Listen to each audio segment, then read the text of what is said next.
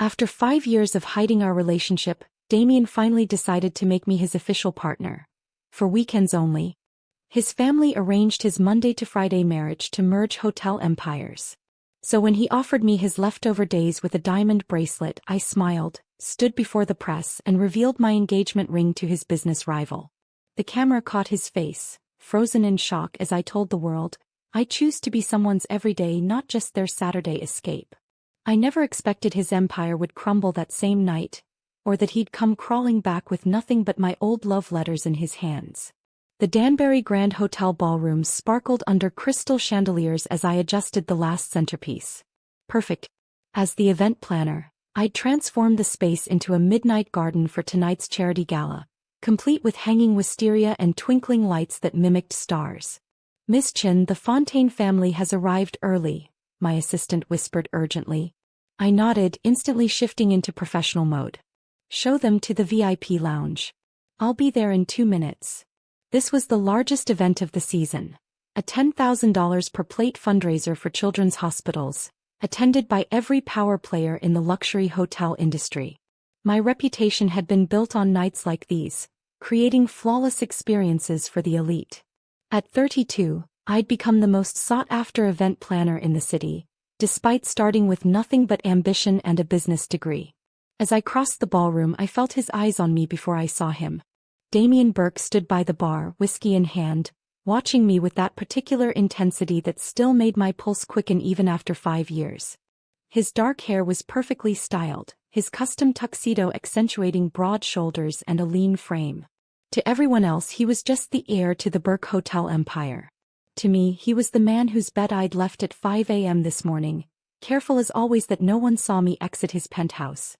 He tilted his glass slightly in my direction, the barest acknowledgement. I returned the gesture with a professional smile, our practiced public charade. We were experts at this dance now.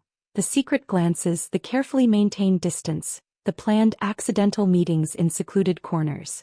3 hours later, the gala was an unqualified success. Donations had exceeded targets, the champagne had flowed freely, and the guest list had shimmered with satisfaction. I was reviewing final details with the staff when my phone vibrated with a text. Penthouse. 1 hour. We need to talk. My stomach tightened. Damien's messages were usually playful, flirtatious. We need to talk was new and concerning. Exactly 1 hour later, I rode the private elevator to his penthouse, the keycard he'd given me years ago still working flawlessly. The lights of the city spread out below through floor-to-ceiling windows, but Damien wasn't enjoying the view. He paced near the bar, another whiskey in hand. Eliza. He stopped when he saw me, his expression unreadable. The gala was magnificent. Your vision, as always, was perfect. I set my purse down, still wearing my black evening gown from the event. You didn't invite me up here to discuss centerpieces, Damien. He drained his glass, setting it down with deliberate control. No, I didn't. He crossed to the sofa, gestured for me to join him. The board meeting was today. I remained standing. The Burke Hotel's board meetings were legendary for their brutality, especially since Damien's father had stepped back, leaving his son to prove himself worthy of the empire. And I prompted when he didn't continue. They've finalized the merger terms with Fontaine Luxury Resorts. He loosened his tie with a sharp tug. It includes a condition that's non-negotiable. My mind flashed to Isabelle Fontaine at the gala tonight, her calculating gaze following Damien. The rumors had been circulating for months. Let me guess, I said, my voice surprisingly steady. You're getting married. His eyes snapped to mine, surprise evident. You knew. I laughed, the sound brittle even to my own ears. I didn't. But I'm not blind, Damien. The Fontaines have been trying to merge with the Burkes for years. Marriage is the oldest business contract there is. 5 years flashed before my eyes. 5 years of passionate nights and secret weekends. 5 years of someday, and when the time is right, and you know how complicated my family is. I've thought about this, Eliza. He stood, came toward me with that determined stride that usually preceded his most persuasive arguments. We can still be together. I stepped back. While you're married to someone else? It won't be a real marriage. It's business, nothing more. He reached for my hands and I let him take them, too stunned to resist. Weekends will be ours completely. We can travel, stay at any of my properties around the world. I've already arranged it. The memory of our first meeting hit me with unexpected force. I'd been catering a small corporate event, still building my reputation. He'd approached me afterward, impressed by my attention to detail. I never let family expectations dictate my choices, he'd told me that night, explaining why he'd dropped out of law school to join the hotel business against his father's wishes. Life's too short to live by someone else's rules. So I get weekends, I said slowly, and she gets your name, your public life, and the other 5 days of the week. He squeezed my hands. It's temporary. Just until the merger is complete and the company is stable. 2 years maximum. And then what? And then we'll figure it out. He released me, moved to his desk, and returned with a small velvet box. I got you something. Inside was a diamond bracelet, spectacular in its craftsmanship, obscene in its expense. Think of it as my promise to you, he said. As he fastened it around my wrist, my gaze fell on his desk, where a society page announcement lay face up. Bergfontein engagement announcement set for Saturday. The date was just 3 weeks away. The bracelet felt impossibly heavy as I realized the truth. I would always be the secret, the weekend, the carefully hidden priority. So, he said, his smile confident as if the matter was settled. What do you think? I stared at the bracelet gleaming on my wrist, catching the city lights from Damien's floor-to-ceiling windows. 5 years of memories flashed through my mind like a highlights reel of a relationship that had always existed in the shadows. Hotel room meetings. Private dinners in secluded restaurants. Vacations where we'd fly separately and meet at the destination. And now, this beautiful, expensive cage disguised as jewelry. What do I think? I finally said, my voice surprisingly calm. I think I need to go home. Confusion crossed Damien's perfect features. Eliza, I thought you'd be happy. This solves everything. Does it? I carefully unclasped the bracelet, placing it back in its velvet box with a soft click that somehow sounded like an ending. I need time to process this. His confident expression faltered for the first time. Of course. Take all the time you need. Just keep the bracelet. I left it on his coffee table, gathering my purse and wrap. Good night, Damien. The elevator ride down felt eternal. I'd entered Damien's penthouse as his secret girlfriend and left as, what exactly? His proposed weekend mistress? The thought made my chest tighten in a way that surprised me. I'd accepted so many compromises over the years, each one small enough to rationalize away. When had I stopped expecting more? My apartment was a 20-minute cab ride from Damien's hotel, in a hip but affordable neighborhood that reflected my practical nature. The lights were still on when I arrived home, which meant my roommate Zoe was awake despite her early hospital shift tomorrow. Well, she called from our kitchen as I walked in, if it isn't Cinderella, home before midnight for once. Zoe appeared in the doorway, already in scrubs, her dark curly hair pulled back in a practical ponytail. Her smile faded when she saw my expression. What happened? I dropped onto our second-hand couch, suddenly exhausted. Damien's getting married. That bastard. Zoe abandoned her meal prep and sat beside me, her outrage immediate and comforting. He's dumping you? After 5 years? Not exactly. I laughed, the sound hollow. He wants me to stay as his weekend companion. The words tasted bitter. Zoe's eyes widened. Please tell me you told him to go to hell. I told him I needed time. Eliza. She grabbed my shoulders, forcing me to meet her gaze. You're seriously considering this? Being his side piece while he parades some trophy wife around for the society pages. When she put it that way, it sounded so pathetic. But 5 years was a long time to invest in someone. To love someone despite the complications. There's something else, I said, hesitating. Alexander Reed's been calling me. He wants me to plan the opening for his new luxury resort. Wait, Alexander Reed? Damien's biggest competitor? The one who's been trying to poach you for months. I nodded. Damien had always been uncomfortable with Alexander's interest in my event planning services, convincing me it would be a conflict of interest. I'd declined Alexander's previous offers out of loyalty, but now. You should take it, Zoe said firmly. Especially now. It feels like betrayal. More of a betrayal than Damien asking you to be his glorified mistress? Zoe shook her head in disbelief. You deserve better, Eliza. You always have. I walked to the balcony doors, needing fresh air. Outside, the city sparkled, countless lives playing out in lighted windows. In the building across from ours, a young couple stood on their balcony. As I watched, the man dropped to one knee, presenting a small box. The woman's hands flew to her face in surprise. Then she nodded vigorously, throwing her arms around him. Such a simple, honest moment. So different from the calculated arrangement Damien had proposed. When did I start expecting so little? I whispered, more to myself than to Zoe. You didn't, Zoe said, joining me at the window. You just loved someone who expected you to. My phone buzzed with a text from Damien. I miss you already. Think about what I said. The world could be ours. Except it wouldn't be, not really. It would be his world, with me orbiting around the edges, waiting for scraps of his time. I made a decision then, as clear and certain as any I'd ever made.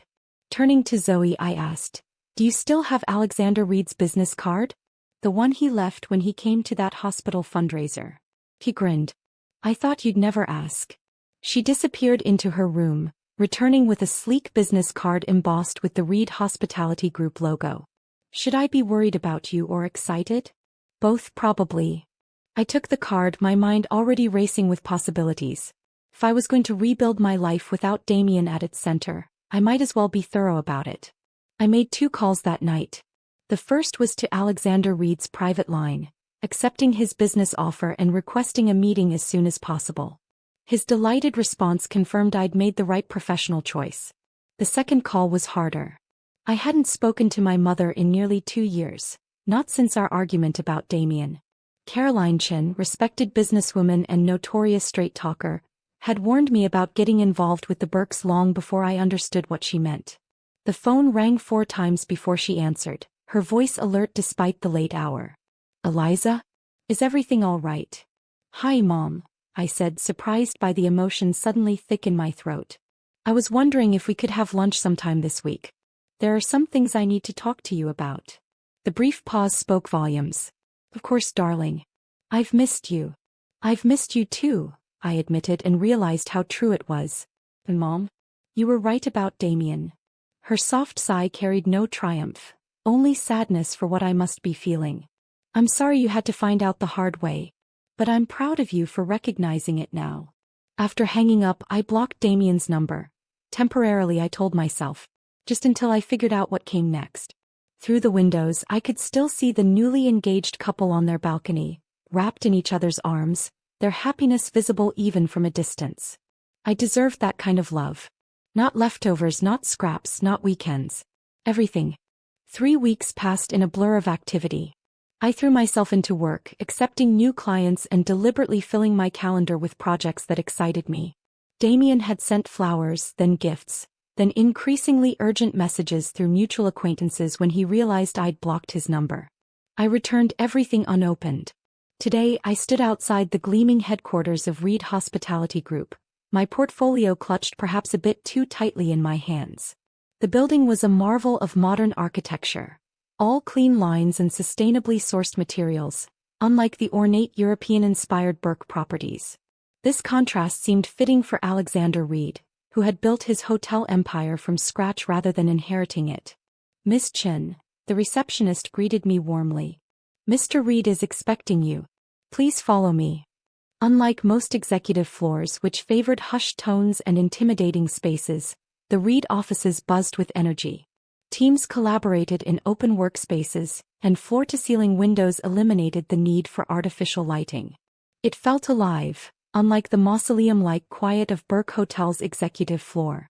The receptionist showed me into a corner office where Alexander Reed stood examining a scale model of what I assumed was his newest resort project. He looked up and smiled, a genuine expression that reached his eyes. Hazel, I noted, with interesting flecks of gold. Eliza Chin, he said, coming forward to shake my hand. His grip was firm but not dominating. Finally. I was starting to think you'd never accept my invitation. Alexander Reed was a stark contrast to Damien in every way. Where Damien was polished aristocracy, dark-haired, blue-eyed, with the confident bearing of old money, Alexander was golden California energy, with sun-streaked brown hair and the relaxed confidence of someone who'd earned every achievement. Both men were attractive, but while Damien's appeal was in his perfectly curated image, Alexander's was in his authenticity. "Thank you for your persistence, Mr. Reed," I said professionally. "Alexander, please." He gestured toward a seating area with a stunning view of the city. "Coffee? Or would you prefer tea?" "Coffee, black."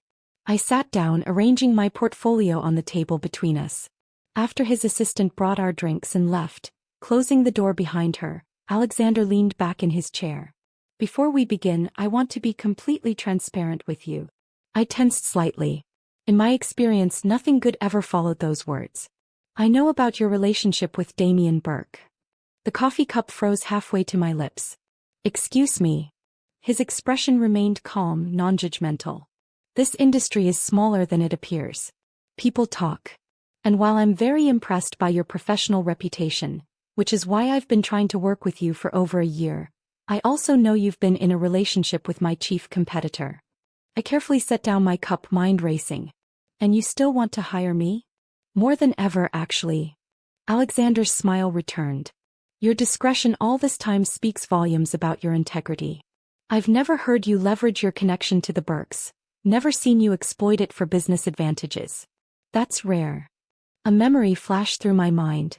Damien, angry when I'd refused to share details about a competitor's event I'd planned. "You're too principled for your own good," he'd said, half teasing, half serious. "My personal life has nothing to do with my professional capabilities," I said evenly. "I completely agree." Alexander leaned forward, suddenly all business. "Which is why I want to hire you for the biggest event in Reed Hospitality's history, the grand opening of the Meridian." He gestured to the model I'd noticed earlier. I walked over to examine it. The design was breathtaking, a sustainable luxury resort that seemed to emerge organically from the landscape, with living walls and infinity pools that blended seamlessly with the ocean beyond. "It's beautiful," I said honestly. "It's my legacy project. The culmination of everything I believe luxury hospitality should be: sustainable, authentic, and genuinely connected to its location." His passion was evident in every word. "The opening needs to reflect that vision." "When is it scheduled?" "June 15th. I froze. That's the same day as the Burke-Fontaine engagement gala. Alexander's expression was unreadable. "Is it? What a coincidence." But his slight smile told me it was anything but coincidence. He was deliberately scheduling his opening to compete with Damien's big night. Part of me admired the strategic thinking. Another part wondered if I was just a pawn in their corporate rivalry. "Why me?" I asked directly. "There are dozens of top event planners who don't have complications. Because you're the best." He stood, joining me by the model. "And because I think you understand something crucial that Damien Burke never will. That true luxury isn't about exclusivity or tradition. It's about creating genuine experiences that people remember." His words hit uncomfortably close to home. How many times had Damien dismissed my more innovative ideas as not befitting the Burke brand? How often had he praised my creativity privately but publicly presented a more conservative version that better fit his family's expectations? "This would be a significant project," I said cautiously. "With a budget to match." Alexander named a figure that made my eyes widen. "Complete creative control. Your name featured prominently in all press materials." He paused. "I want this to be the event of the year, Eliza. The one everyone wishes they'd been invited to. The same day as Damien's engagement party." The implications weren't lost on me.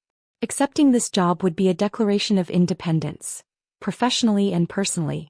"I'll need to see the resort in person," I said, making my decision. "And meet with your marketing team to align our visions." Alexander's smile was triumphant but not smug. "I was hoping you'd say that. My jet is available whenever you're ready to visit the site." After discussing preliminary details, we concluded our meeting. As his assistant showed me out, Alexander said, "Would you like to continue our conversation over dinner?" "Purely professional, of course." I hesitated, then nodded. "That would be fine." "Excellent.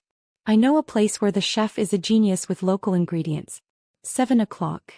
As I left the building, my phone buzzed with a text from a number I didn't recognize. "Please unblock me." We need to talk. I can't lose you. I deleted it without responding, then confirmed my dinner with Alexander. What had started as a professional decision now felt like something more. The first step in reclaiming the parts of myself I'd compromised away, one concession at a time.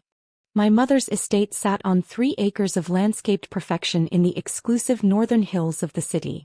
The long driveway curved through Japanese maples, their leaves brilliant red against the clear autumn sky. I hadn't visited in nearly 2 years, not since our bitter argument about Damien. Now, parking my modest sedan among the luxury vehicles that indicated my mother was entertaining, I felt a strange mix of nostalgia and apprehension. The housekeeper who answered the door beamed at the sight of me. "Miss Eliza, your mother is on the terrace with her guests." I smoothed my dress, a designer piece I'd splurged on after signing the contract with Alexander, and made my way through the familiar halls. Family photos lined the walls, chronicling my growth from a serious-eyed child to university graduate. My father appeared in the earlier ones, his gentle smile a sharp contrast to my mother's more reserved expression. The terrace doors stood open to catch the perfect weather. My mother sat surrounded by what I recognized as her monthly investment club, powerful women who had been breaking glass ceilings since before the term existed. She spotted me immediately, rising with the grace that had always seemed effortless to her. "Eliza," she said, pleasure warming her usually composed features. "Ladies, you remember my daughter." After brief greetings and promises to catch up later, the women tactfully gathered their papers and moved inside, leaving us alone. My mother studied me carefully, her keen eyes missing nothing. "You look well," she said finally. "Different." "I feel different." I accepted the glass of iced tea she poured me. "Thank you for seeing me on such short notice." "You're my daughter." "No notice required." She sat beside me rather than across, a subtle shift in our usual dynamics. "I take it you've ended things with Damien Burke?" I nodded, unsurprised by her directness. Caroline Chin hadn't built a real estate empire by dancing around difficult topics. "He's marrying Isabelle Fontaine." "Yes, I saw the announcement." She sipped her tea. "Though I notice they've postponed the engagement party once already. Rumor has it he's been distracted." I changed the subject. "I've taken a contract with Alexander Reed." Her eyebrows rose slightly. "Bold move. The Burkes won't like that." "I'm not concerned with what the Burkes like anymore." The words felt good to say out loud. "Good." She set down her glass decisively. "You know, you're very much like your father." The comparison surprised me. My mother rarely mentioned my father, who had died when I was 15. Their divorce when I was 10 had been amicable but final, and he had returned to his native France shortly after. "In what way?" "Your heart. So generous, so willing to see the best in people." Her gaze turned distant. "Did I ever tell you how your father and I met?" "At university, wasn't it?" She smiled, a private expression I rarely saw. "No, though that's what we told everyone. The truth is, I met Antoine when he was already involved with someone else, Charlotte Devereaux." I stared at her, stunned. My proper, rule-following mother had been the other woman? Charlotte was from an old banking family. Her father and your grandfather were negotiating a merger. She smiled at my shocked expression. "Yes, not so different from your situation. Antoine was expected to marry Charlotte, solidify the business arrangement. What happened? He chose me." Her voice softened with the memory. "Gave up his inheritance, his family connections, everything. We were blissfully happy for years." "Until you weren't," I said quietly, remembering the gradual cooling between them, the growing silences.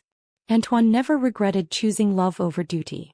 But he did regret the consequences, being estranged from his family, watching his younger brother mismanage the business his grandfather had built. He reached for my hand. "He began to resent me not for what I'd done but for what choosing me had cost him." The parallels were uncomfortable. "And you're telling me this because?" "Because I see you standing at the same crossroads and I want you to understand the full picture." Her grip tightened. "Damien Burke was never going to choose you over his legacy. And even if he did, he might have grown to resent you for it." The truth of her words settled heavily. Hadn't I already seen hints of resentment when Damien had to skip family events to be with me? The subtle blame in his tone when business associates asked why he wasn't settled down yet? "I have something for you." My mother rose and disappeared into the house, returning with a small velvet box, older and more worn than the one Damien's bracelet had come in. Inside was an antique ring, a modest diamond in a delicate platinum setting.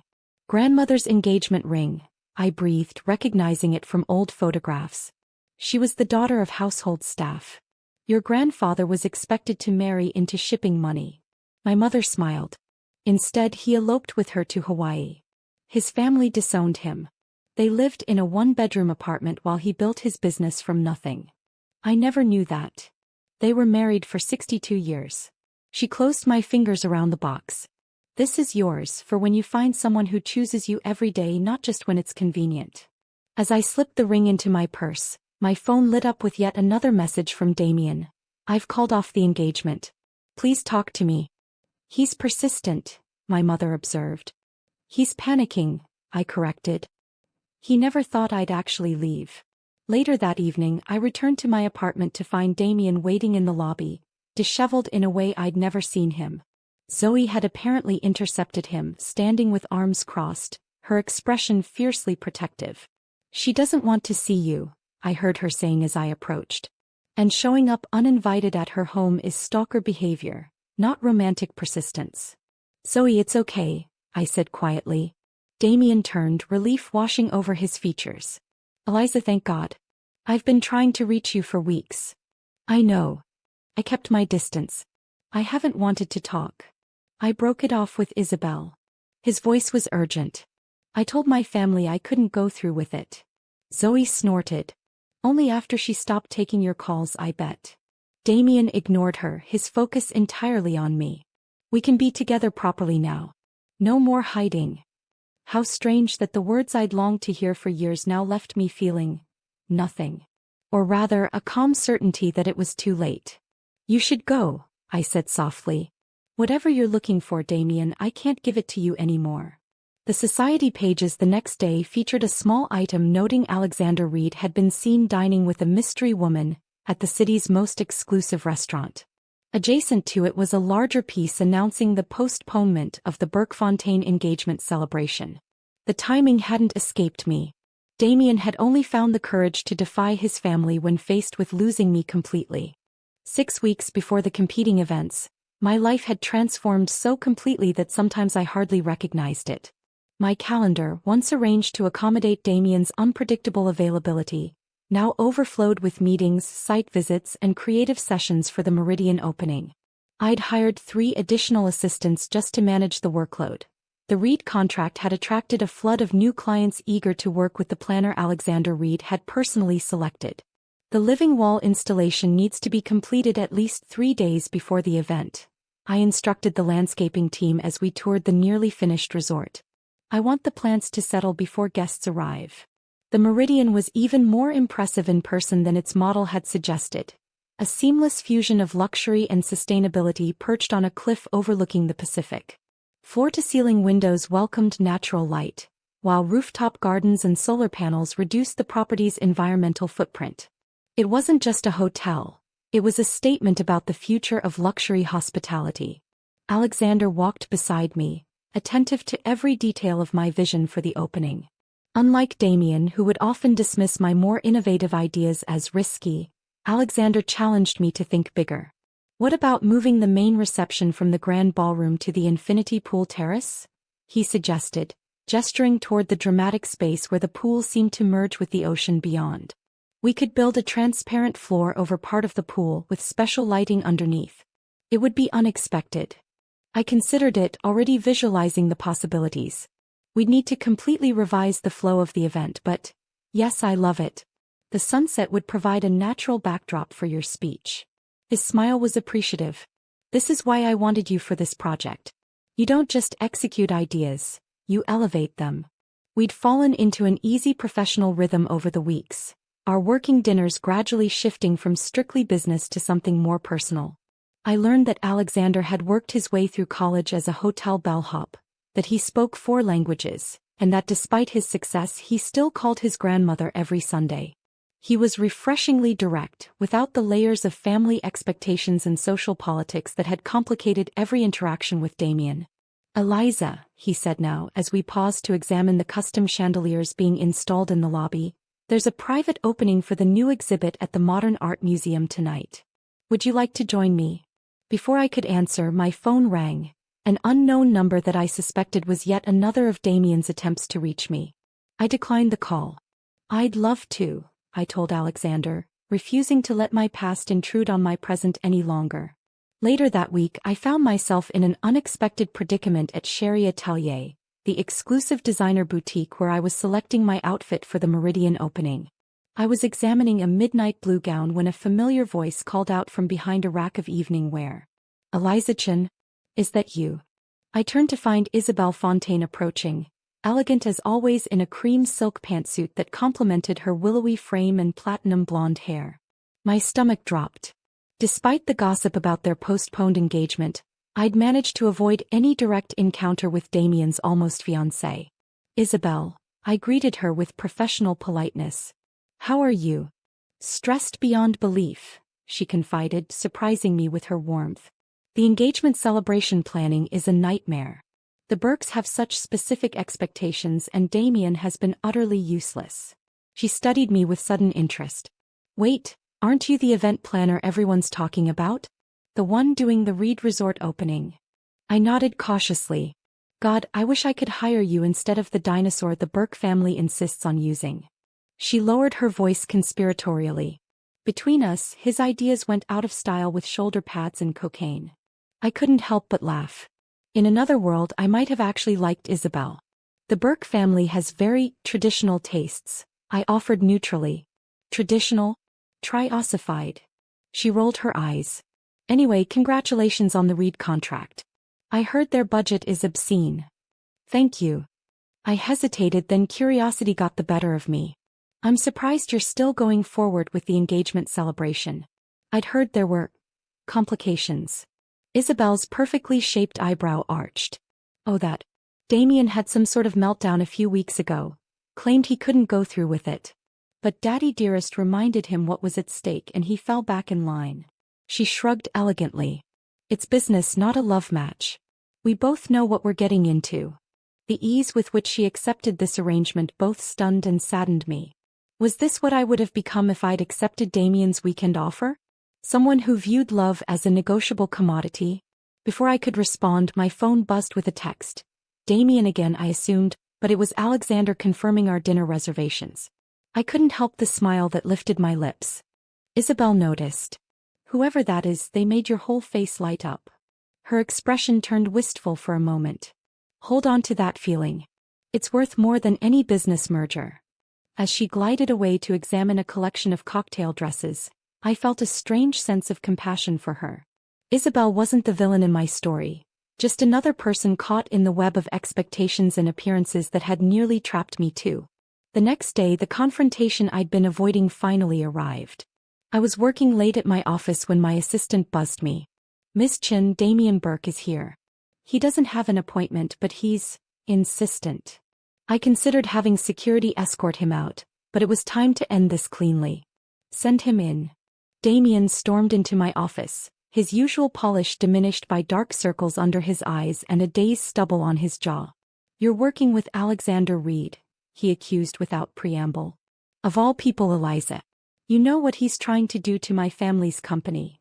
Kept my voice level. I'm working with a client who respects my vision and values my expertise. His corporate strategies are none of my concern. None of your, he raked a hand through his hair in frustration. You're planning his event on the same night as my engagement party. You don't think that's deliberate? He's using you to get to me. The accusation stung, but I refused to show it. My relationship with Alexander is professional. Unlike some people, he's never asked me to compromise my integrity. So you're sleeping with him? Damien's voice was flat with fury. That's not what I said, and it's none of your business either way. I stood, anger finally breaking through my composed exterior. You lost the right to question my choices when you decided I was worth keeping but not worth acknowledging. I made a mistake, he admitted, his voice dropping. I panicked. But I fixed it now. I told my family I can't marry Isabelle. And yet the engagement party is still happening, I observed. Isabelle certainly thinks so. He froze. You've spoken to her? We ran into each other. She seems quite resigned to your business arrangement. I shook my head. Just stop, Damien. Go back to your perfect Burke Air life and leave me alone. I can't. His voice cracked with unexpected emotion. I love you. I've always loved you. If that were true, I said softly, you would have proudly introduced me to your world years ago instead of keeping me hidden like a shameful secret. I removed the diamond bracelet from my desk drawer where I'd kept it since retrieving it from my jewelry box, and handed it to him with a note I'd written earlier. I'd rather have all of someone than pieces of anyone. Even you. Damien stared at the bracelet, then at me, a flicker of understanding finally dawning in his eyes. I never meant to make you feel like you weren't enough. But you did. I moved toward the door, signaling the end of our conversation. Goodbye, Damien. You're looking at me like I've grown a second head, Alexander said with amusement, setting down his coffee cup. We sat on the terrace of his beachfront home, the morning sun casting golden light across the breakfast table. Is it really so surprising? I struggled to find words. You want me to meet your parents? We're not. I mean, we're working together. His eyes, warm with affection, held mine steadily. We both know it's more than that, Eliza. Has been for weeks. 2 weeks before our competing events, Alexander had invited me to his family home for the weekend. Not a business meeting, not a site visit, but an explicit introduction to his parents. The gesture was so far outside my experience with Damien that I hardly knew how to respond. What exactly would you tell them about me? I asked cautiously. The truth. That you're the most talented event planner I've ever met. That you challenge me to think bigger.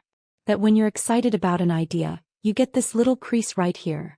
He touched the space between my eyebrows lightly, sending an unexpected shiver through me. And that watching you work is like watching an artist. I looked down at my plate, unsettled by his openness. And what about my history with Damien Burke? What about it? Alexander's voice remained easy. Everyone has a past, Eliza. I'm interested in your future. This was the fundamental difference between the two men. Damien had always been fixated on appearances, on what others would think. Alexander seemed to care only about what was real. Okay, I said finally. I'd like to meet your parents. His parents' home was a surprise. Not the mansion I'd expected, but a comfortable, meticulously maintained craftsman house in a well-established neighborhood. Inside, family photos crowded the walls, spanning decades and generations. Alex. A petite woman with Alexander's hazel eyes rushed forward to embrace him. And you must be Eliza. We've heard so much about you. Alexander's father, a tall man with kind eyes and salt and pepper hair, shook my hand warmly. Welcome to our home. Alex tells us you're a miracle worker when it comes to events. I try my best, I said, relaxing slightly at their genuine welcome. Dinner was a revelation. Home-cooked food, lively conversation, and not a single mention of hotel empires or business mergers. Dr. Reed, Alexander's mother, was a pediatric surgeon, while Mr. Reed had retired after selling his construction company. They asked about my family, my interests outside of work, my opinions on everything from politics to pop culture. So how did you two meet? Dr. Reed asked as we enjoyed dessert on their back patio, the evening air scented with jasmine. Mom, Alexander warned, but I smiled. It's okay. Alexander had been trying to hire me for over a year, but I was unavailable. I met his gaze across the table. When circumstances changed, I finally took his meeting. Best decision I ever made pursuing you, Alexander said, his eyes twinkling. Professionally speaking, of course. His mother caught the current between us and smiled knowingly but didn't press further. Later, after his parents had retired for the evening, Alexander and I walked through their garden, fireflies creating a magical atmosphere in the summer twilight. Your family is wonderful, I said honestly. They like you. He took my hand, his fingers warm against mine. I told you they would. It's strange, I admitted. In 5 years, Damien never once suggested I meet his parents. I used to make excuses for it. They traveled constantly, they were difficult people, timing was never right. Their loss, Alexander said simply. He stopped beneath an old oak tree, turning to face me. Eliza, there's something I need to tell you. My heart stuttered. In my experience, those words rarely preceded good news. The resort opening isn't just another project for me, he began. It represents everything I've been working toward: sustainable luxury, authentic experiences, a new standard for the industry. He paused, his expression suddenly vulnerable. And having you plan it isn't just a business decision either. What do you mean? I mean that I've admired you for years, your creativity, your integrity, your quiet confidence. When I heard you and Damien had finally ended things, well, I moved quickly because I couldn't bear the thought of him winning you back. I stared at him, stunned by his honesty. I know the timing is complicated, he continued. I know your heart might still be healing. But I need you to know that what I feel for you is real, and it has nothing to do with business rivalries or hotel empires. In the dappled moonlight filtering through the oak leaves, Alexander reached into his pocket and withdrew not a ring box as my startled heart first assumed, but a small, smooth stone. This is from the beach where the Meridian stands, he explained. When I first found that property, I stood on the shore and promised myself I would build something meaningful there, something honest and true. He pressed the stone into my palm. I want to build something with you too, Eliza. Not just events or hotels, but a life. One day at a time, however long it takes. His proposal wasn't for marriage but for possibility, the chance to create something real together. It was both less and infinitely more than a diamond ring. I don't expect an answer now, he said softly. Take all the time you need. I closed my fingers around the stone, its smooth surface warm from his pocket. Thank you for understanding that I might need time. My doorbell rang, interrupting my contemplation. When I opened it, Damien stood there, rain-soaked and disheveled. It's over, he said simply. The engagement, the merger, all of it. I told my family I won't be part of any arrangement that doesn't include you. I stood frozen in the doorway, the stone still warm in my palm, my grandmother's ring sitting on the coffee table behind me. Viven, he said, using his old pet name for me, please say something. I thought of Alexander's parents welcoming me into their home, of Alexander himself offering me time and space to decide. You're too late, I said softly, finally giving voice to the truth I'd known for weeks. I've moved on. The sudden flash of desperation in his eyes confirmed what I'd always suspected. Damien had never truly believed I would leave him, not permanently. In his world, people always returned when he called. Is it Reed? He demanded, anger replacing vulnerability. He's using you to get to me, to my family's business. No, I said firmly. He sees me as more than an accessory to his ambitions. That's the difference between you. As I closed the door on Damien's stunned face, I felt a weight lift from my shoulders. 5 years of compromises, of waiting for scraps of attention, of arranging my life around someone else's priorities, gone. 1 week before the competing events, my carefully constructed new life began to show hairline fractures. It started with a call from La Maison, the exclusive French restaurant booked months ago for the Meridian's VIP after-party. Miss Chen, we regret to inform you that we must cancel your reservation, the manager said, his discomfort evident even through the phone. Unexpected plumbing issues. By afternoon, 3 more vendors had called with similar excuses. The specialty lighting company, the artisanal cocktail service, and the string quartet I'd secured from the City Symphony. None would meet my eyes when I visited their offices demanding explanations. Someone got to them, Zoe said bluntly when I returned to my office, throwing my purse down in frustration. 3 guesses who? He wouldn't, I said, but without conviction. The Burke family's influence extended throughout the luxury hospitality ecosystem. 1 word from them could make or break small businesses. My suspicions were confirmed when my assistant knocked timidly on my door. Miss Chen, the Palazzo Hotel just called. They're canceling your event next month. And, for other clients have called asking to postpone their contracts. I sank into my chair, stunned. They're trying to destroy my business. Not just yours, Alexander said grimly when I called him with the news. 3 of our investors received calls yesterday suggesting they reconsider their relationship with Reed Hospitality. The Burkes are fighting dirty. What are we going to do? The Meridian opening was in 7 days, and my perfect plans were unraveling by the hour. We adapt. His voice was calm, steadying. The Burkes think in old patterns, calling in favors, leveraging relationships, making threats. But they're dinosaurs in a changing world. Meet me at the Meridian in 2 hours. When I arrived, I found Alexander in the resort's empty ballroom with his executive team and a video conference connection to vendors from around the country, many of whom I'd never worked with before. The sustainable lighting company from Portland can have their team here by Friday, one of his assistants reported. And Chef Miyazaki has agreed to create the menu for the afterparty. He's flying in tomorrow. Alexander turned to me, determination in his eyes. We're rebuilding the entire event from scratch. Different vendors, different concept, but the same standard of excellence. Better even.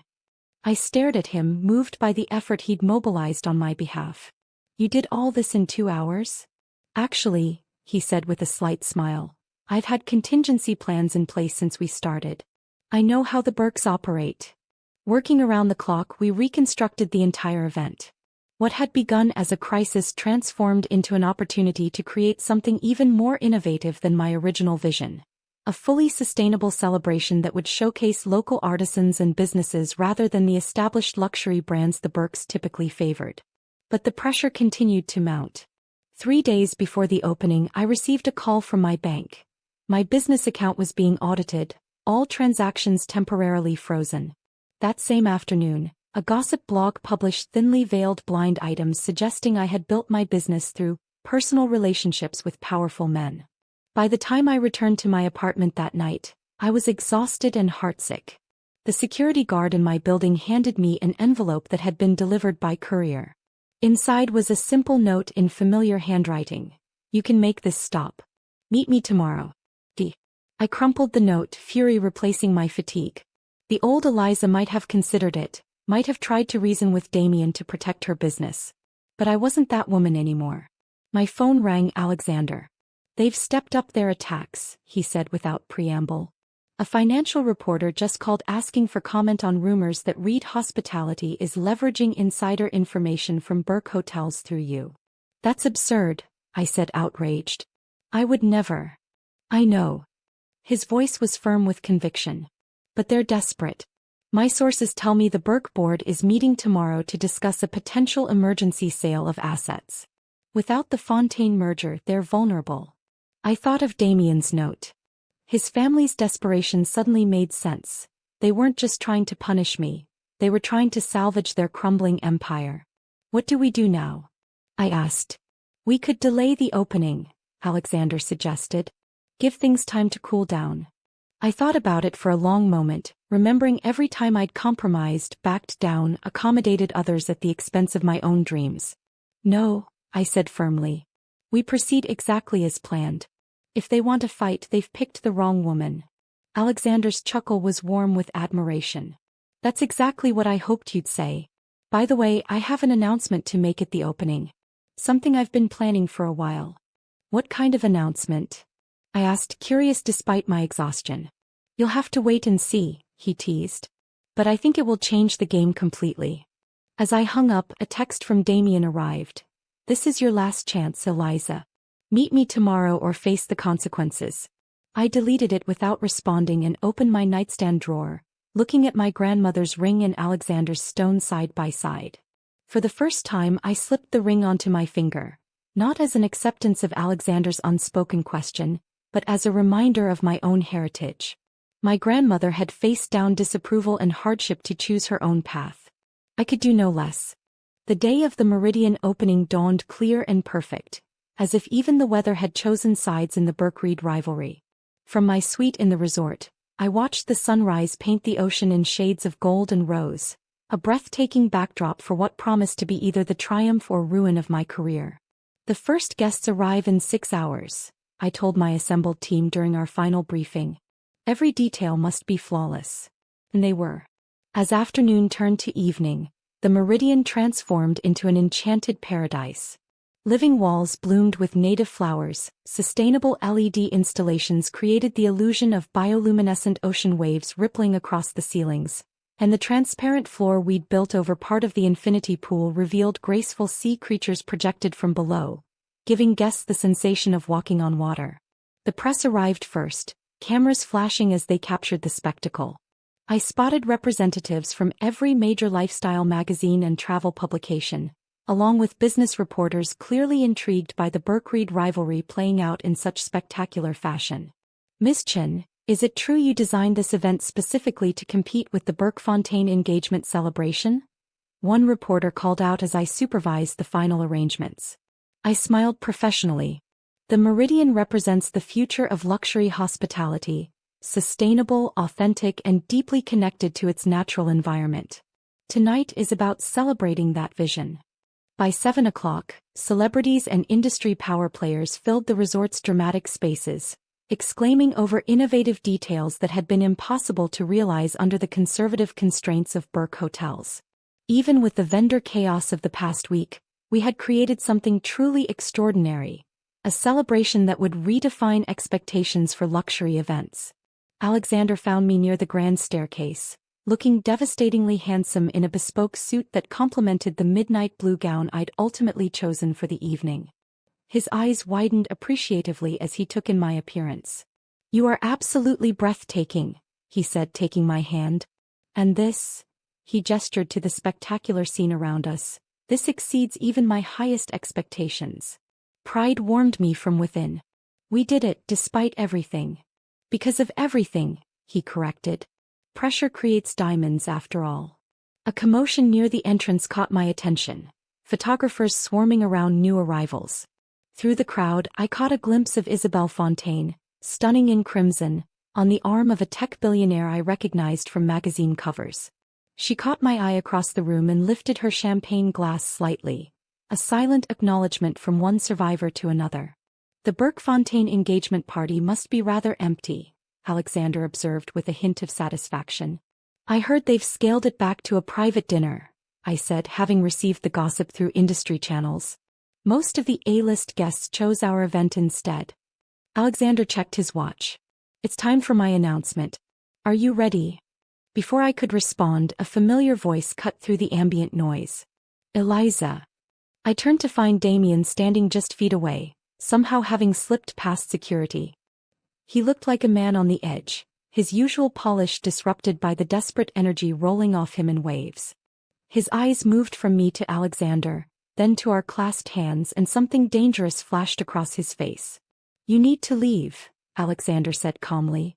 "This is a private event." "I need to speak with Eliza," Damien insisted, his voice tight with suppressed emotion. "Alone." "Anything you have to say can be said right here," I replied, conscious of the attention we were attracting. Nearby conversations had hushed, and I noticed several reporters edging closer, sensing drama. Damien stepped forward. "Our families have been in talks all day. The Berks are prepared to buy Reed Hospitality, a hostile takeover. The papers will be signed tomorrow unless..." "Unless what?" Alexander asked, remarkably unfazed by the threat.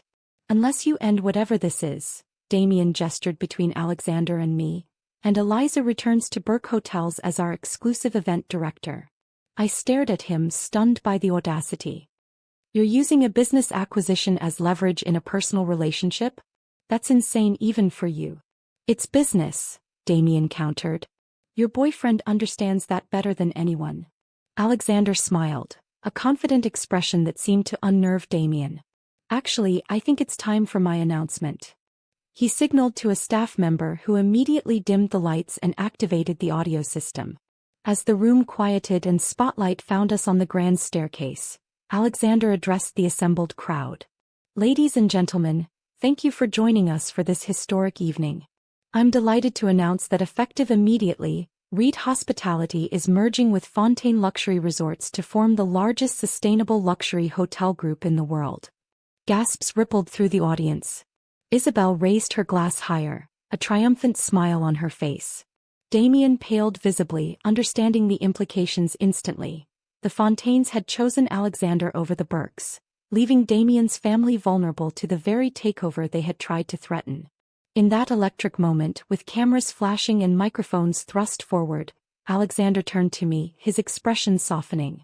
"And on a personal note, I'd like to thank the woman who made tonight possible, the brilliant Eliza Chen, who has recently agreed to become my partner in business and in life." The press erupted with questions as Alexander lifted my hand, where my grandmother's vintage ring now sparkled. I hadn't formally accepted his unspoken proposal, but in this moment, facing Damien's shocked expression, I made my decision.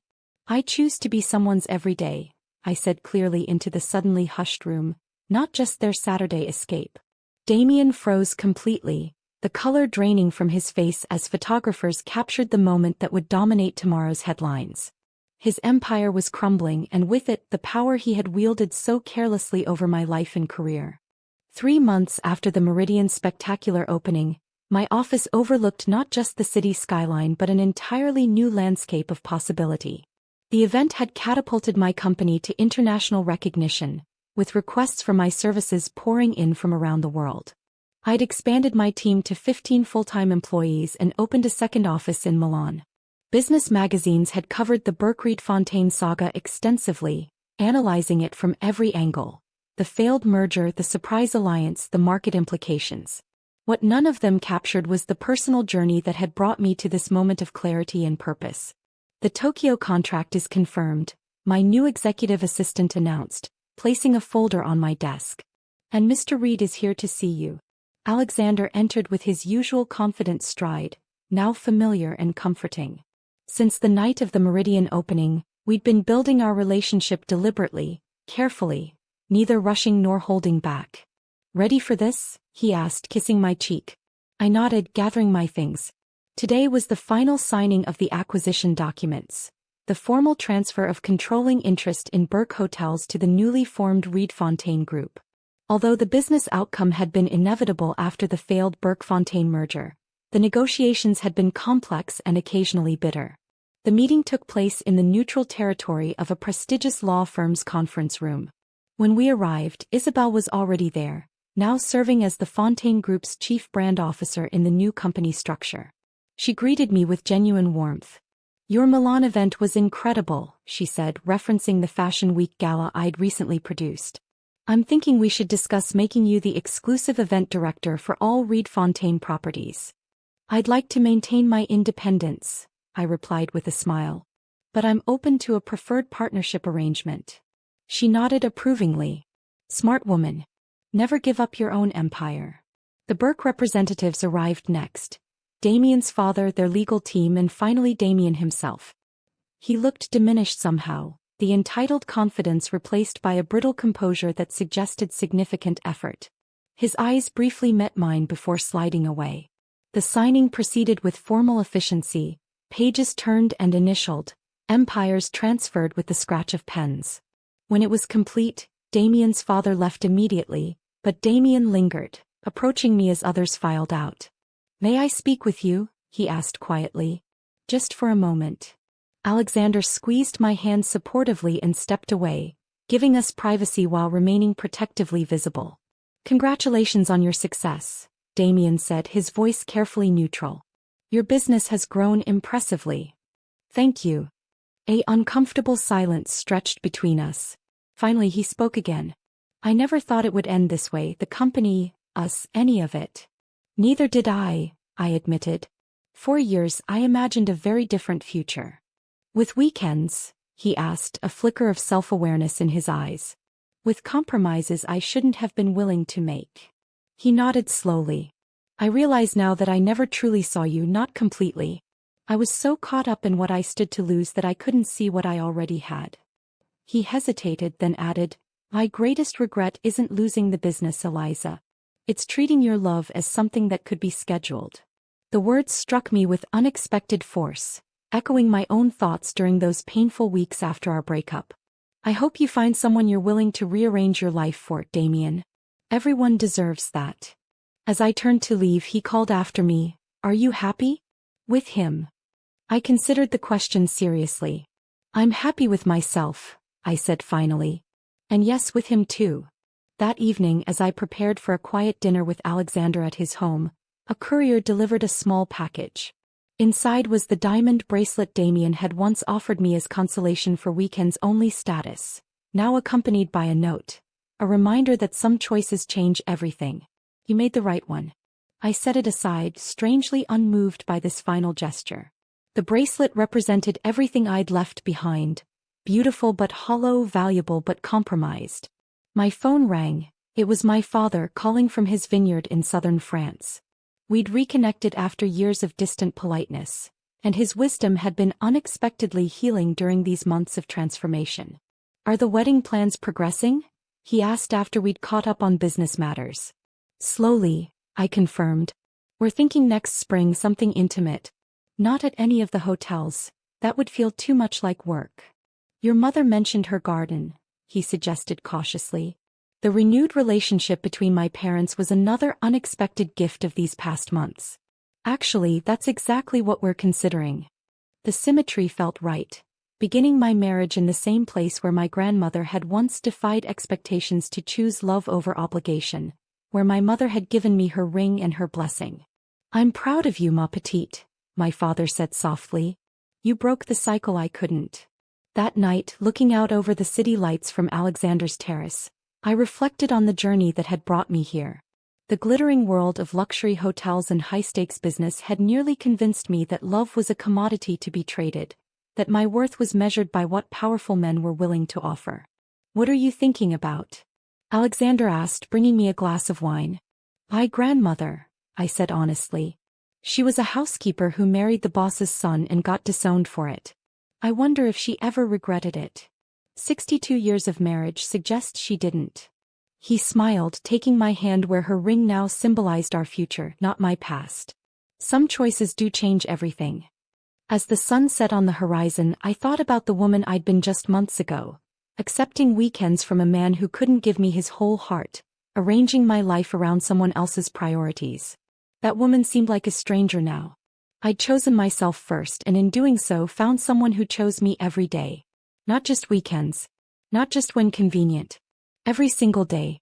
That was the true choice I'd made. Not between Damien and Alexander, but between the woman I'd been taught to be and the woman I'd discovered I was.